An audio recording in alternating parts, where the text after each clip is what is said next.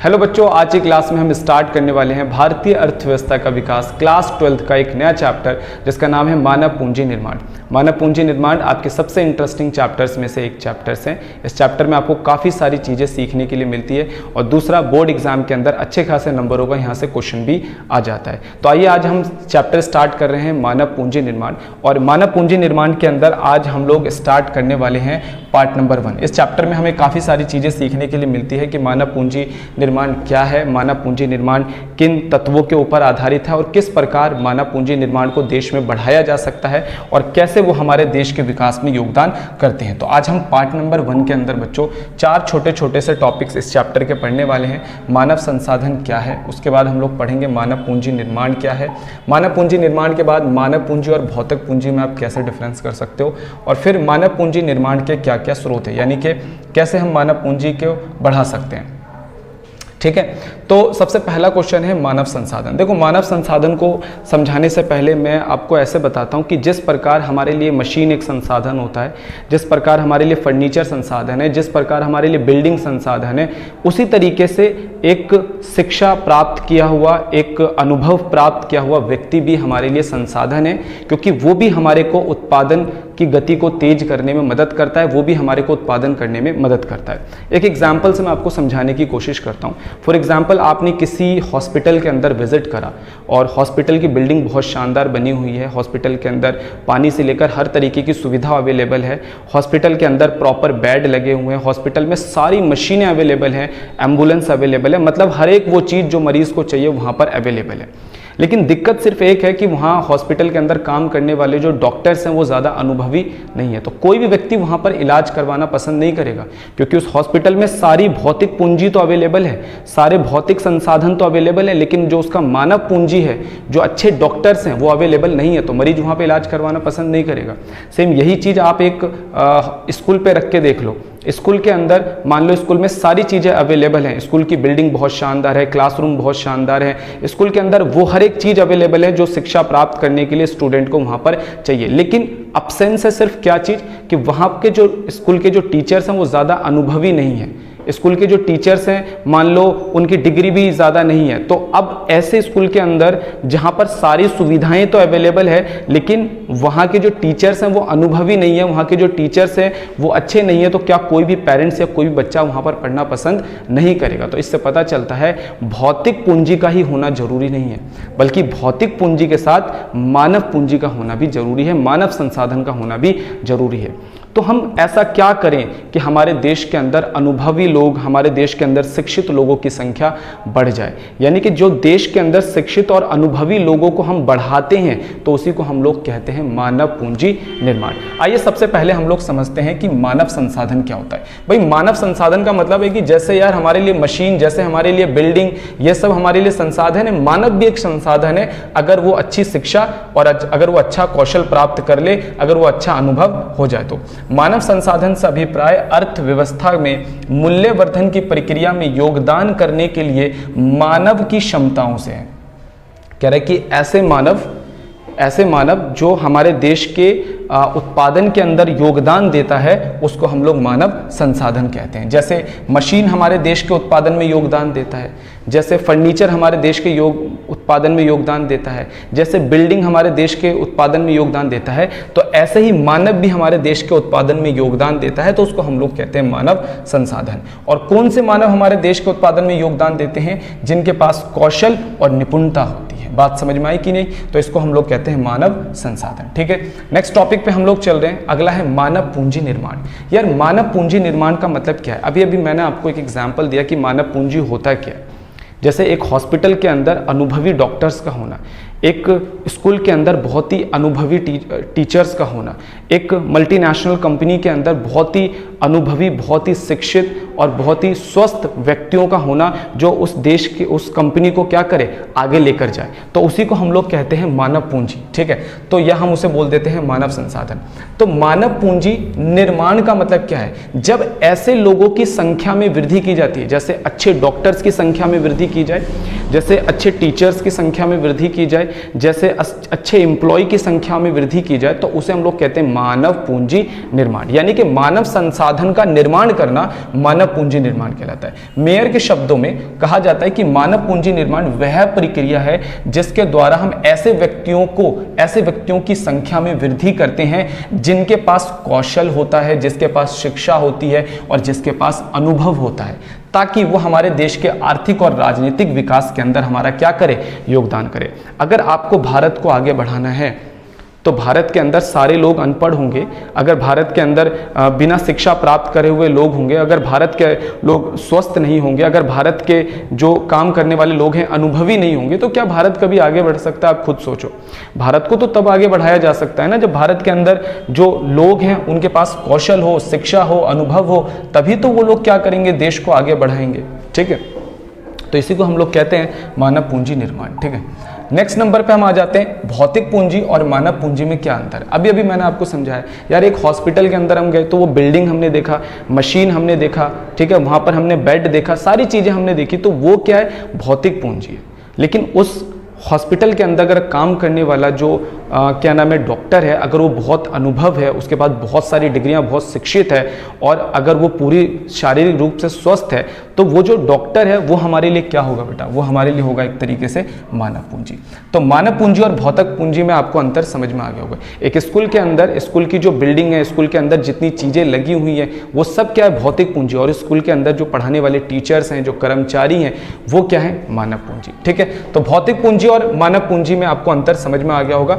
भौतिक पूंजी से अभिप्राय उत्पादन की उत्पादित संसाधनों से, ठीक है, और मानव पूंजी से अभिप्राय मानव द्वारा समय अर्जित कौशल और विशेषज्ञता से। ठीक है, तो भौतिक पूंजी को क्या बताया गया, उत्पादित संसाधन है, ठीक है, जैसे कि मशीन है, जैसे कि बिल्डिंग है, जैसे कि फर्नीचर है, और इसके अंदर ऐसे व्यक्तियों से जिनके पास कौशल है, जो विशेषज्ञ हैं। बात समझ में आई कि नहीं आई? और भौतिक पूंजी की खास बात क्या है कि इसको हम स्पर्श कर सकते हैं, और मानव पूंजी को हम स्पर्श नहीं कर सकते। एग्जाम्पल, बिल्डिंग को स्पर्श कर सकते हो आप, फर्नीचर को स्पर्श कर सकते हो आप, मशीनों को स्पर्श कर सकते हो, लेकिन जो मानव पूंजी है उसको आप स्पर्श नहीं कर सकते। एक डॉक्टर के पास बहुत नॉलेज है, आप उसको टच नहीं कर सकते, कैसे टच करोगे, मतलब नॉलेज है उसके दिमाग के अंदर है। एक टीचर के पास बहुत नॉलेज है, आप उसको कैसे, है ना। तो इस तरीके से समय बीतने के साथ भौतिक पूंजी घिसती है और मानव पूंजी भी कम होती है, लेकिन उसे शिक्षा और स्वास्थ्य से बनाए रखा जा सकता है।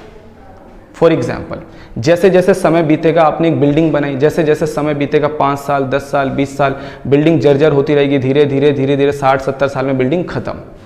ठीक है, इसी तरीके से जो शिक्षा प्राप्त करे हुए व्यक्ति होते हैं, अनुभवी व्यक्ति होते हैं, वो हमारे देश के अंदर से धीरे धीरे बुढ़े होते रहते हैं, उनकी डेथ होती रहती है।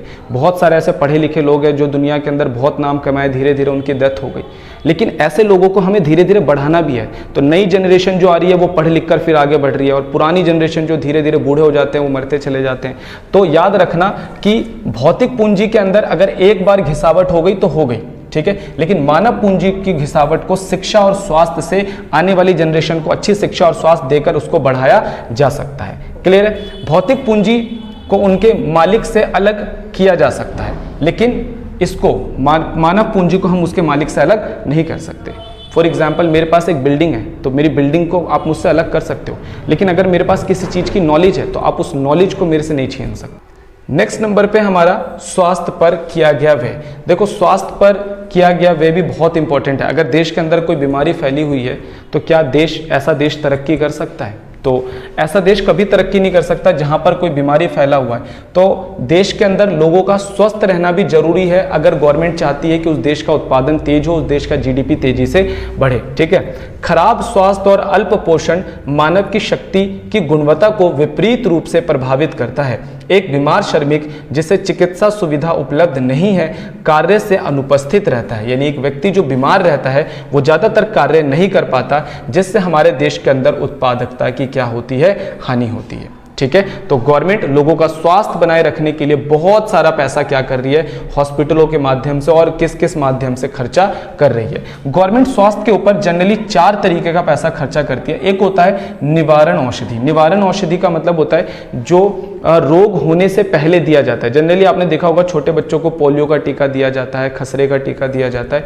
क्यों? क्योंकि वो रोग अभी हुआ नहीं है, लेकिन उससे पहले ही उसको टीका दे दिया जाता है। क्योंकि गवर्नमेंट चाहती है, सरकार चाहती है कि जो आने वाली जनरेशन है, जब ये बच्चे बड़े हों तो इन्हें किसी भी प्रकार की कोई बीमारी ना लगे जो बहुत ही खतरनाक है। तो इसलिए बहुत बड़े लेवल पर हमारे देश के अंदर सरकार टीकाकरण के ऊपर पैसा खर्च करती है। रोगनाशक औषधि का मतलब होता है जब लोग बीमार हो जाते हैं उस दौरान सरकार उनको दवाइयां देती है, उनको इलाज करवाती है। जैसे हमारे देश के अंदर बहुत सारे हॉस्पिटल डिस्पेंसरी बनी है जहां पर लोग बीमार हो जाते हैं तो जाकर अपनी दवाइयां लेते हैं। गवर्नमेंट वहां पर बहुत सारे डॉक्टर, दवाइयां, हॉस्पिटल स्टाफ के ऊपर पैसा खर्च करती है। सामाजिक औषधि का मतलब क्या होता है? सामाजिक औषधि का मतलब होता है लोगों में अवेयरनेस फैलाना, लोगों में ज्ञान फैलाना, लोगों में शिक्षा फैलाना। तो सरकार उसके लिए भी बहुत पैसा खर्च करती है। स्वच्छ पीने का पानी। स्वच्छ पीने का पानी भी बहुत ज़्यादा इंपॉर्टेंट है, क्योंकि आपको पता है अगर लोगों को स्वच्छ पीने का पानी नहीं मिलेगा, अपने आसपास सफाई नहीं मिलेगी, तो फिर बहुत सारी दिक्कतें, बहुत सारी बीमारियां पैदा होती है। तो गवर्नमेंट इसके लिए भी बहुत सारा पैसा खर्च करती है। जिस देश के अंदर गवर्नमेंट स्वास्थ्य के ऊपर पैसा कम खर्च करेगी उस देश के अंदर लोग बीमार रहेंगे, उस देश के अंदर लोगों में बहुत सारी बीमारियां होंगी, लोग मानसिक और शारीरिक रूप से कमजोर होंगे और वो देश कभी भी ज़्यादा अनुभवी और कौशल वाले लोगों को प्रोड्यूस नहीं कर सकता है, उनका उत्पादन नहीं कर सकता है। तो मानव पूंजी निर्माण को अगर बढ़ाना है तो स्वास्थ्य के ऊपर व्यय करना बहुत ही ज़्यादा अनिवार्य है। अगले बच्चों नेक्स्ट पॉइंट है हमारा कार्य के दौरान प्रशिक्षण। कार्य के दौरान प्रशिक्षण का मतलब क्या है, अब थोड़ा सा समझना। देखो जैसे जैसे टाइम चेंज हो रहा है, टेक्नोलॉजी चेंज हो रही है, काम करने का तरीका चेंज होता रहता है। अच्छा, एक कंपनी के अंदर पहले से बहुत सारे एम्प्लॉय काम कर रहे हैं और वो काफ़ी समय से काम कर रहे हैं, तो उसे उस कंपनी के अंदर काम करने का अनुभव हो चुका है, उस टेक्निक में काम करने का अनुभव हो चुका है, वो एक्सपर्ट हो चुके हैं। तो जब कोई एम्प्लॉय नया आता है तो अभी उसको सिर्फ किताब की नॉलेज है, उसको सिर्फ ये पता है, उसने सिर्फ पढ़ा है कि इस काम को हमें ऐसे करना है, इस तरीके इस काम को हमें ऐसे करना है, लेकिन उसके पास उस काम को करने का अनुभव नहीं है। तो अनुभव बहुत इंपॉर्टेंट होता है। ये बिल्कुल इसी तरीके से होता है कि मान लो 2 डॉक्टर हैं, एक डॉक्टर जो पढ़कर आया और उसने 10 साल से लोगों की सर्जरी करी है, और एक डॉक्टर जो सिर्फ अभी पढ़कर आया है, अभी उसने एक भी सर्जरी नहीं करी है। तो दोनों के अनुभव में डिफरेंस है। जो पढ़कर आया और जो 10 साल से सर्जरी कर रहा है उसको पूरा एक्सपीरियंस है, उसने अलग अलग तरीके के क्रिटिकल केसेस देखे हैं। लेकिन एक डॉक्टर बनकर आया लेकिन उसने अभी एक भी बंदे का सर्जरी नहीं करा है, तो उसके पास अनुभव की कमी है। तो अब आपको इस एग्जाम्पल से समझ में आ गया होगा कि अनुभव कितना ज़्यादा इंपॉर्टेंट है। मैं आपको ही कहता हूँ कि आपको अपनी सर्जरी करवानी है तो आप किस डॉक्टर से करवाओगे, जो 10 साल से कर रहा है या जिसने पहली बार आज कैंची पकड़ी है? तो जो 10 साल से कर रहा है आप उसके ऊपर ज़्यादा बिलीव करोगे।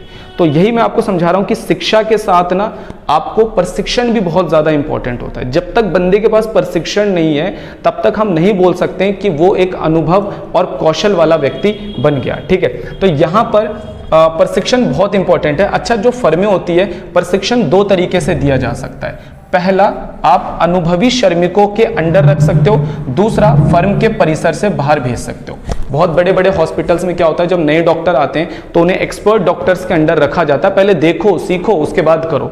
और कई बार क्या होता है कि किसी नई चीज को सीखने के लिए और जो डॉक्टर्स होते हैं उनको बाहर भेज दिया जाता है, जाओ बाहर के हॉस्पिटल्स में सीख के आओ, जाओ बाहर देश से सीख कर आओ। तो इस तरीके से होता है। तो मैंने आपको बता दिया कि कार्य के दौरान प्रशिक्षण कितना ज्यादा इंपॉर्टेंट है। अगर प्रशिक्षण नहीं है तो बंदे के पास कौशल नहीं होगा, बंदे के पास अनुभव नहीं होगा। प्रशिक्षण कौशल और अनुभव प्रदान करता है, और प्रशिक्षण के लिए या तो श्रमिकों को कुशल श्रमिकों के अंडर रखा जाता है या फर्म के परिसर से बाहर भेजा जाता है कि जाओ आप पहले से सीख कर आओ। ठीक है, तो मानव पूंजी निर्माण को अगर बढ़ाना है तो देश के अंदर प्रशिक्षण का इंतजाम भी करना पड़ेगा। अगले नंबर पे वयस्कों के लिए अध्ययन कार्यक्रम। आज बहुत बड़ी संख्या में हमारे देश के अंदर लोग ग्रेजुएट होकर निकल रहे हैं, लेकिन ग्रेजुएट होने के बाद आपने बीकॉम कर लिया, बीएससी कर लिया या बीए कर लिया, इससे आपको मार्केट के अंदर देखोगे कि उस स्तर का जॉब आपको नहीं मिलेगा। इसके लिए आपको सीखना पड़ेगा कोई विशेष ज्ञान। जैसे इसीलिए लोग बच्चे आजकल क्या कर रहे हैं, कंप्यूटर कोर्सेज ज्वाइन कर रहे हैं या बहुत सारे ऐसी चीजें ज्वाइन कर रहे हैं जिसके अंदर स्किल्ड बेस्ड काम होता है। ठीक है। तो वयस्कों के लिए अध्ययन कार्यक्रम देश को एकेडमिक शिक्षा के साथ या जो शिक्षा दी जा रही है, जैसे प्राथमिक, माध्यमिक और विश्वविद्यालय की शिक्षा दी जा रही है, इसके साथ सरकार को चाहिए कि कौशल के कार्य भी बच्चों को सिखाए जाएं, ताकि हमारे देश के मानव पूंजी निर्माण के अंदर वृद्धि किया जा सकता है। अगले नंबर पे हस्तांतरण या नेक्स्ट नंबर पे हस्तांतरण या प्रवसन पर व्यय। अब ये हस्तांतरण या प्रवसन पर व्यय का मतलब क्या होता है? देखो, लोग ना अच्छी शिक्षा प्राप्त करने के लिए, अच्छा स्वास्थ्य प्राप्त करने के लिए, लोग ट्रेनिंग के लिए, अनुभव के लिए एक स्थान से दूसरे स्थान पर मूव करते हैं। फॉर एग्जांपल, कोई व्यक्ति मान लो रूरल एरिया में रह जाए, जैसे गांव के अंदर रह रहा है, बिहार में रह रहा है या फिर उत्तर प्रदेश के किसी गांव में रह रहा है, और उसने वहाँ से स्कूल पास कर लिया, जैसे 12th क्लास पास कर लिया, अब उसे आगे की शिक्षा प्राप्त करनी है और उसे लग रहा है कि जो शिक्षा मुझे प्राप्त करनी है वो मुझे यहाँ पर अवेलेबल नहीं होगी, तो वो क्या करेगा? शहर में आएगा, दिल्ली में आएगा। देखो, अगर वो दिल्ली में आता है तो दिल्ली में आने के लिए उसको किराया चाहिए। दूसरा, वो दिल्ली में आकर यहाँ पर रहेगा तो उसे रूम रेंट पे लेना पड़ेगा, यहाँ पर खाने पीने का इंतजाम करना पड़ेगा। अगर दिल्ली के अंदर उसे सारी चीज़ें महंगी मिलेंगी, यानी आने का किराया उसका महंगा होगा, यहाँ पर रूम रेंट बहुत ज़्यादा महंगा होगा, तो वो यहाँ पर सर्वाइव नहीं कर पाएगा। और जब वो सर्वाइव नहीं कर पाएगा तो अच्छी शिक्षा यहाँ पर ग्रहण नहीं कर पाएगा, और अच्छी शिक्षा ग्रहण नहीं करेगा तो मानव पूंजी निर्माण क्या होगा? कम। तो देखो, ऐसे लोग जो शिक्षा प्राप्त करना चाहते हैं, स्वास्थ्य प्राप्त करना चाहते हैं या अनुभव प्राप्त करना चाहते हैं, और वो एक स्थान से दूसरे स्थान पर जाना चाहते हैं, तो सरकार को ऐसा कुछ करना चाहिए ताकि जो लोग शिक्षा, स्वास्थ्य और अनुभव की प्राप्ति के लिए एक स्थान से दूसरे स्थान जाना चाहते हैं, उनके लिए चीज़ें सस्ती हो जाएं। ठीक है, तो उसी को हम लोग कहते हैं प्रवसन या हस्तांतरण पर व्यय, और ऐसा सरकार कर भी रही है। जो लोग इलाज करवाने के लिए आते हैं दूर दूर से, तो सरकार उनको क्या करती है? उनका इलाज फ्री कर देती है। कई बार दूसरे राज्यों से आ रहे हैं इलाज करवाने के लिए, उनको कार्ड बना कर देती है।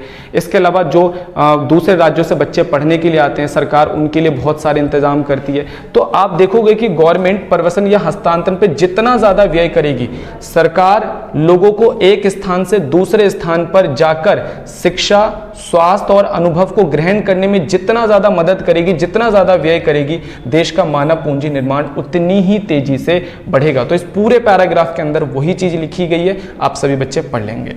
ठीक है, नेक्स्ट नंबर पर है बच्चों सूचना पर व्यय। मानव पूंजी निर्माण को बढ़ाने का एक और तत्व है हमारा सूचना पर व्यय। सूचना पर व्यय का मतलब क्या है? श्रम बाजार और अन्य बाजारों से संबंधित सूचनाओं को प्राप्त करने पर व्यय होता है। जैसे फॉर एग्जांपल मैं आपको समझाता हूँ, अच्छी शिक्षा कहाँ मिलेगी, कैसे मिलेगी, कब मिलेगी, अच्छा स्वास्थ्य कहाँ मिलेगा, कैसे मिलेगा, कब मिलेगा, हमारे को कोई अनुभव कहाँ से मिलेगा, कैसे मिलेगा, तो इन सभी चीज़ों को पता लगाने पर भी व्यय किया जाता है। जैसे प्रॉपर इंटरनेट की फैसिलिटी है, मान के चलो मैं एक स्टूडेंट हूँ, मैंने 12th क्लास पढ़ लिया और 12th क्लास पढ़ने के बाद मुझे अपना करियर कहाँ बनाना है, मुझे चीज़ों की नॉलेज नहीं है, मैं कौन सा कोर्स करूँ कि जो बेस्ट रहेगा, उसके बेस्ट कॉलेज क्या है, उसके बाद मेरे पास अपॉर्चुनिटी क्या है। अगर किसी इंसान को कोई बीमारी हो जाती है, कई बार ऐसा देखा है कि किसी इंसान को कोई बीमारी हो गई, उसको नियर बाय यही नहीं पता कि किस हॉस्पिटल में इसका इलाज होता है, और ऐसी स्थिति में उसकी जान चली जाती है। तो हमारे देश के अंदर अगर देश में शिक्षित लोगों को बढ़ाना है, अनुभवी लोगों को बढ़ाना है, अगर देश में स्वस्थ लोगों को बढ़ाना है, तो देश की सरकार को सभी चीज़ों की इंफॉर्मेशन लोगों तक पहुंचानी पड़ेगी, और इंफॉर्मेशन पहुंचाने के लिए भी पैसा खर्च किया जाता है। इसीलिए बोला जाता है कि जितना ज़्यादा सूचना पर व्यय किया जाएगा, सरकार जितनी ज़्यादा कोशिश करेगी कि हर इंसान को हर चीज़ की नॉलेज पता चले, हर चीज़ के बारे में पता चले, तो उतनी ही तेज़ी से हमारे देश का जो मानव पूंजी निर्माण है वो तेज़ी से बढ़ेगा। तो मानव पूंजी निर्माण को बढ़ाने वाले सभी तत्व मैंने आपको अच्छे से समझा दिए। तो लास्ट तत्व है सूचना पर व्यय। सूचना पर व्यय कर भी, लोगों को ज्ञान प्रदान करके भी कि कौन सी चीज़ कब, कहाँ और कैसे मिलेगी, अच्छा स्वास्थ्य आपको कहाँ मिलेगा, कैसे मिलेगा, कब मिलेगा, अच्छी शिक्षा आपको कैसे मिलेगी, आपको अच्छा कौशल कैसे मिलेगा, आपको अच्छा अनुभव कैसे मिलेगा। तो इन सब चीज़ों को पता लगाने पर भी पैसा खर्च सरकार करके देश के अंदर मानव पूंजी निर्माण को बढ़ा सकती है। नेक्स्ट टॉपिक पढ़ने वाले हैं मानव पूंजी निर्माण के स्रोत। ऐसे कौन कौन से तरीके हैं जिनसे हम अपने देश के अंदर मानव संसाधन को बढ़ा सकते हैं, यानी ऐसे कौन कौन से तरीके हैं जिससे हम अपने देश के अंदर कौशल और अनुभव वाले लोगों की संख्या में वृद्धि कर सकते हैं। तो ऐसे तरीके बताए गए। सबसे पहला तरीका यह है कि अगर कोई देश की सरकार ये चाहती है कि उस देश के अंदर कौशल और अनुभवी लोगों का जो प्रोडक्शन है वो बढ़ जाए, ऐसे लोगों की संख्या बढ़ जाए और देश की जीडीपी में ग्रोथ आ जाए, तो इसके लिए उस देश को चाहिए कि वो हैवी खर्चा करे किसके ऊपर? शिक्षा के ऊपर। क्योंकि शिक्षा लोगों को बेहतरीन इंसान बनाती है, शिक्षा लोगों के अंदर चेंज लाती है, ये सही और गलत का फर्क समझाती है, और शिक्षा लोगों को निपुण बनाती है और नई तकनीक के साथ कार्य करने के लिए क्या करती है, उनको विवश करती है। ठीक है, तो शिक्षा पर व्यय बहुत ज्यादा जरूरी है। देश के उत्पादक कार्यबल की संख्या को बढ़ाने तथा विशाल करने का सबसे अधिक महत्वपूर्ण तरीका है शिक्षा पर व्यय करना। ठीक है, अतएव यह मानव पूंजी निर्माण का एक बहुत ही महत्वपूर्ण निर्धारक तत्व है। आजकल तो शिक्षा के ऊपर बहुत सारा पैसा खर्च किया जा रहा है। इवन लोगों के पास अगर पैसा नहीं है तो लोग लोन लेकर भी अपने बच्चों को पढ़ा रहे हैं, क्योंकि वो जानते हैं कि शिक्षा के अंदर क्या पावर पाई जाती है। तो शिक्षा आर्थिक विकास में कैसे योगदान देता है, एक छोटा सा यहाँ पर पॉइंट लिखा गया है, किस प्रकार शिक्षा हमारे आर्थिक विकास में योगदान देता है। शिक्षा लोगों को अधिक धन अर्जित करने में भी योगदान देता है। शिक्षा प्राप्त किया हुआ व्यक्ति अच्छे पदों पर लगता है ना, वो एक तरीके से नए काम की शुरुआत करता है और वो काम के अंदर अनुभवी बनता है, तो उसको ज़्यादा पैसा मिलता है मार्केट के अंदर। ठीक है, यह बेहतर सामाजिक स्थिति और गर्व प्रदान करती है। एक शिक्षित व्यक्ति जो होता है वो सही गलत का अंतर समझता है, वो मानसिक और शारीरिक रूप से अपने आप को विकसित करता है और अपने आप को गर्व महसूस करवाता है समाज के अंदर। यह समाज में होने वाले परिवर्तनों को समझने हेतु ज्ञान प्रदान करते हैं। उनको पता रहता है, एक शिक्षित व्यक्ति अच्छे तरीके से समाज में होने वाले परिवर्तनों को अनुभव करता है। ठीक है, नेक्स्ट नंबर पे यह नव परिवर्तन को बढ़ावा देती है, यानी कि जो शिक्षा होती है वो नए परिवर्तनों को बढ़ावा देती है, पुरानी परंपराओं से निकलने के लिए हमारे को क्या करती है, मदद करती है। यह नई तकनीक को अपनाने में सहायता प्रदान करती है। शिक्षा ही वो चीज़ है जो नई तकनीक के साथ आपको कार्य करने के लिए क्या करेगी, विवश करेगी। ठीक है, तो हमने पढ़ा कि मानव पूंजी निर्माण को बढ़ाने के लिए सबसे पहला तत्व होता है शिक्षा पर व्यय करना, और शिक्षा किस प्रकार से अनिवार्य है ये मैंने आप लोगों को समझा दिया।